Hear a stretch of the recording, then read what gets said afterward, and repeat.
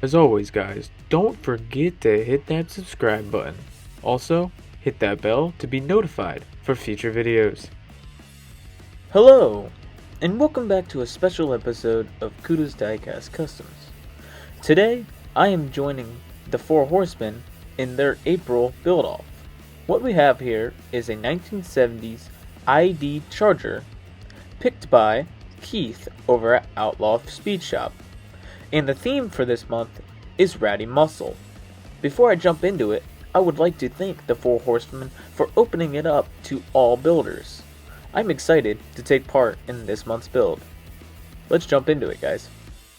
But this is our Charger. It's pretty cool. The paint's kind of crap, honestly, and the decals are just trash. They were thick. They were very thick. And as you see here, there is two chargers here. I would like to thank Dawn for providing me with the ID charger, and I would like to thank Mike over at Mike's Mods and Customs for the Dodge charger from the Fast and Furious kit. So I will be taking apart both of these, as you see here. I'm just drilling out the ID charger as normal, and then we're going to drill out the Fast and Furious one. Once we do that, I am going to decide and siphon parts from both cars. As you see here, here's all the cars taken apart, both of them. So here's our body. It's cool, it's nice, and we flattened down the posts already with our file. So we just went a little ahead of it. Here's the glass that I'm going to go with. It was a little lighter in the Fast and Furious Charger than it was in the ID. And then we're going to grab the Fast and Furious base because it already has wheel riders provided and it's already painted black. So I'm kind of ahead of the game in a way. So that's why I decided to siphon parts. But the ID bottom is going to go onto the Fast and Furious car, and we're going to put that in our scrap bin for another day. So here's all our parts. We're going to take all the plastic parts and the parts we don't need right now, and we're going to put them in our excess bin for our weekly builds. As you see in there, there's a couple in there that I haven't got to yet, but we're getting there. Next, we're going to move on to our chum bucket, and we're just going to, our normal routine, we're going to open it, place her in, shake it around, close it up, and shake it. Make sure that lid is tight. You do not want paint stripper flying everywhere. Next, I'm going to go grab my chrome pen, as you see here, and we're really just going to work on all the details, like just all the excess detail parts that would normally probably be a bit more shiny underneath a newer restored car, like your transmission, your control arms, stuff like that, exhaust, mufflers, gas tank, rear bumper, and your front bumper. So that's what we're going to do here.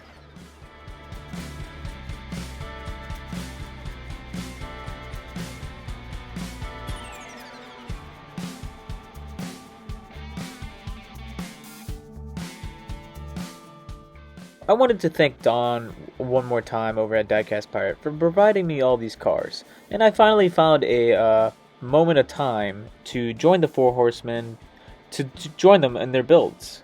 I've been really slam-packed with a lot of homework and work and stuff, so I finally had a little bit of time to join the cool guys over at the four horsemen in their cool build-offs. And I think it's pretty sweet that they're letting everyone join in. So guys, after I finished up painting this front bumper and that rear bumper, we are going to jump to our interior piece because we're going to keep adding some more chrome. So like I said, this is the interior piece, and my goal is, it's very simple. We're using our chrome pen, not gold, that'd be cool though, and we're going to do some details. So I'm going to do the front grille all over, the front of it, the bottom of it, and just anywhere, you know, that normally where chrome would be sitting on this car. And then once we're done with that, I'm going to move on to our rear bumper. I'm going to cover everything up there. And don't worry, guys. I know this is supposed to be a ratty car, so none of this will be staying. It's just a coat, so the rust powder and all the different powders stick on and they pop a little bit more when we get to it. So as you see here, I'm doing the rear bumper. I covered the ID badge just because I was like, no one wants to see that, and I'm just trying to forget that this was an ID car. I'm just trying to make it my own. Once we are done, I did pull the car out of the stripper. It was already really shiny and nice, but we're going to change that right here. So I'm going to be starting off with my wire brush and we're going to clean it off like we normally do. Remember, trying to stick away from the Dremel tool, and we're going to be working a little bit harder for a better product. And so far, it has worked great. So I did clean up the whole car. It really didn't need much. It just really needed to get rid of all the residue and stuff off of it because it was a lot, and I just wanted the smoothest surface possible so when I apply my primer, we won't have any challenges along the way. So guys, I love Chargers. If you haven't noticed, I'm a big Dodge freak, so that's why I got really excited to join the 4 Horsemen in this month's build off, and I thought I can make a car ratty and cool, and it's a Charger, so it's like a win-win. So we're going to use, next is we're going to move on to applying our paint. Yes, you can see me apply paint this time. And if you guys follow me, you guys know this is one of my Cole Law techniques. I put my primer in the primer cap, and I just brush it on. So normally it really all depends on what you want to do. I like to go really light in spots, and then in other spots I like to go very heavy. It makes it look worn in spots, and it just gives it a good effect, you know. So that was my goal for this. So we do cover the whole car, and this is a fun process, honestly. You could just sit around, listen to some music, and you just can brush on all the primer you want on your cars. It's really a good time, and I like doing this. This is honestly, when I do these kind of builds, this is my favorite part, is brushing on the primer. Because you know, normally you would just paint the primer on and then paint the car whatever color you wanted to. But on this build, there's no required for spraying any spray cans or getting your air gun set up. It's just you putting a little paint in the cap and just brushing it on like it's a canvas or something like that. So also, why I do this kind of thing is because I like to keep my videos a bit interesting, a little different, just to keep you guys entertained. Speaking of entertainment, I hope you guys are enjoying the videos. I know I haven't done a lot of builds lately, but school has ended, and we are going to have a much bigger build list. After we've let the primer dry and such, I do put some accent pieces. So as you see here, I grabbed my Tester's gold, and I'm brushing that onto the door. I think a fully gold version of one of these Chargers would look sweet, and there might be a build for us in the future. So on the door here, this paint really didn't like this primer, and it bubbled up, and I was like, ooh, this looks good. Like, you can kind of see it right there. And I was like, this just makes the effect even better. Like, it bubbled up, it wasn't happy. What other parts of the car I did? I did the passenger's, the passenger's fender, and then I did the trunk lid, as you see here. I just wanted to make some contrast because I had an idea and see if it would work.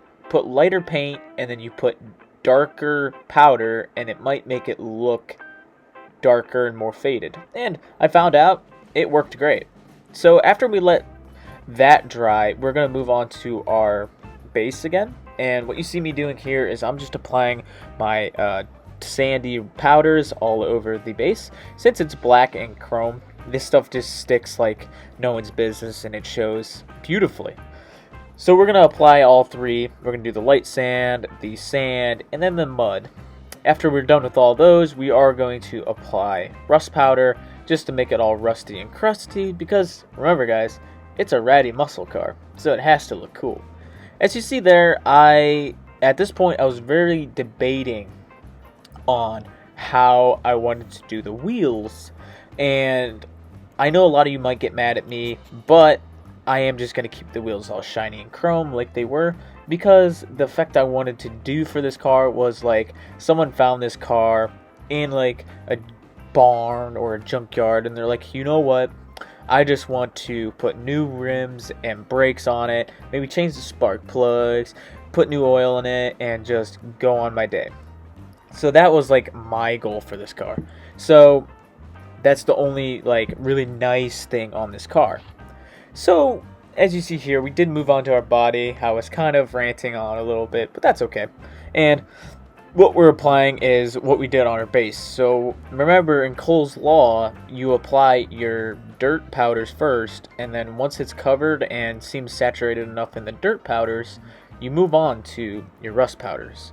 So if you guys want to sit around and sit back and enjoy this, then we got a couple more minutes of me applying this rust powder, and It's quite a show, honestly. If you just mute me at this part and watch it, it's actually a pretty satisfying scene of events. Just even though this is sped up, it's a very cool process just seeing how this car started to where it's at right now.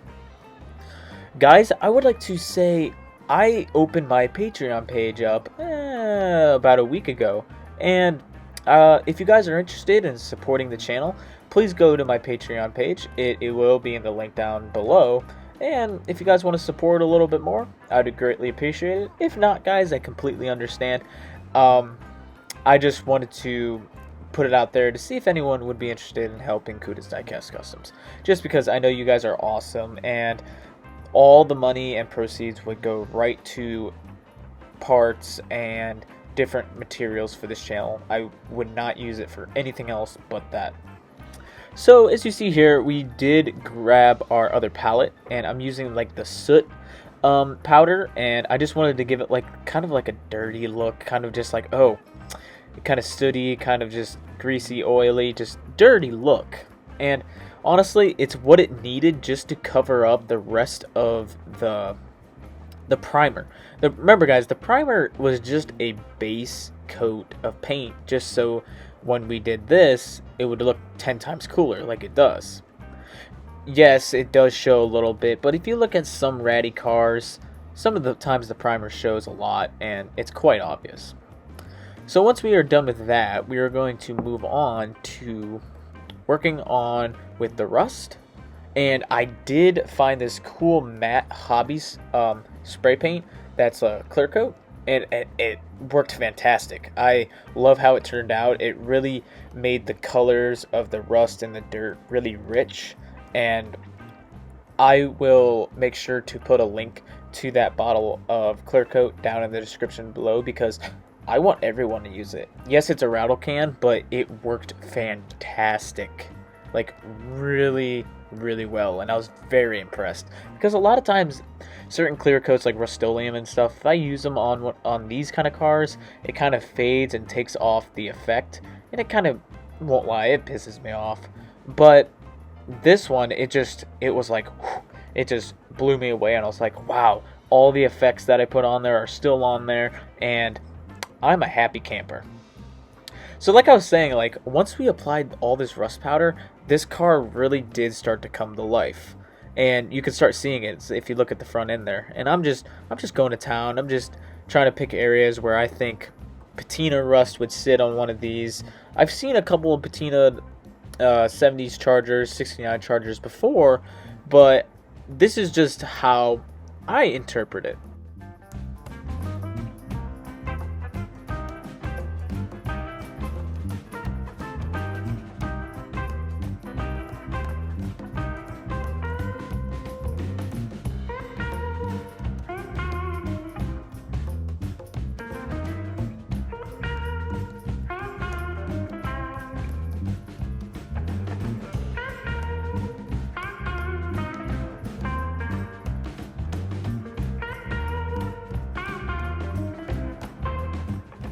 We're going to move on to our final assembly. So here's our casting.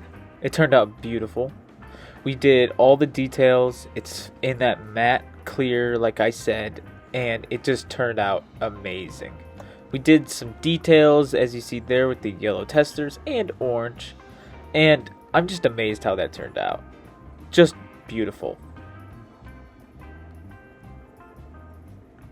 Next, we are going to look at our interior piece. Like I said, the front end was put into dirty powder as well, and none of that chrome is really showing, other than at the bottom of the motor there, just because the brush really couldn't get down there. But it really does look cool. We also did the rear bumper, and it's looking ratty as well.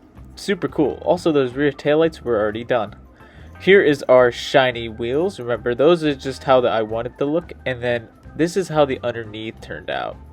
Did the front bumper, the excess underneath pieces, and it turned out great. I'm very happy with how that turned out. And then finally, here is our glass. Very cool and very simple. Didn't really do anything. Guys, let's go see what we started with. So this is what we started with. A 1970s ID Charger for the 4 Horsemen.